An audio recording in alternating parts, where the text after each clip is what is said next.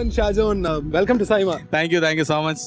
ഈ സൈമ അവാർഡ് എന്ന് പറഞ്ഞാൽ തന്നെ കഴിഞ്ഞ വർഷവും നമ്മൾ ചാനലിരുന്ന് കണ്ടപ്പോൾ ഇവിടെയൊക്കെ നമുക്ക് എത്താൻ പറ്റുമെന്നോ, ഇതുപോലെ ഇത്രയും വലിയ ആർട്ടിസ്റ്റുകളൊക്കെ പങ്കെടുക്കുന്ന ഒരു അവാർഡിനായിട്ട് ഇരുന്ന് നമുക്കൊരു അവാർഡ് മേടിക്കാൻ പറ്റുമെന്നോ, അല്ലെങ്കിൽ നമ്മുടെ ഒരു പേര് നോമിനി ലിസ്റ്റിൽ വരുമെന്നൊന്നും നമ്മൾ പ്രതീക്ഷിച്ചിട്ടേ ഇല്ല എന്നുള്ളതാണ് സത്യം.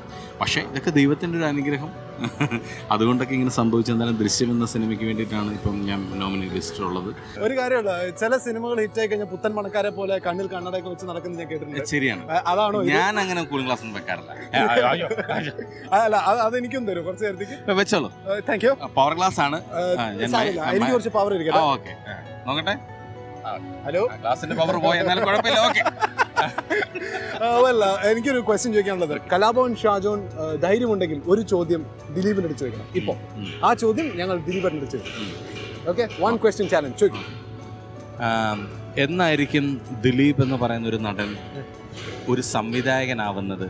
എന്നായിരിക്കും ആ സിനിമയിൽ നായകനായിട്ട് എന്നെ വെക്കുമോ? അതാണ് എന്റെ ചോദ്യം. One question challenge. ധൈര്യമുണ്ടെങ്കിൽ ഉത്തരം പറയൂ. ധൈര്യമുണ്ടെങ്കിൽ ഉത്തരം പറയണം, സത്യമേ പറയാവൂ. ഇല്ലാന്നായിരിക്കും പറയുക, എന്നാലും നമുക്കൊന്ന് കേൾക്കാം. ഓക്കെ.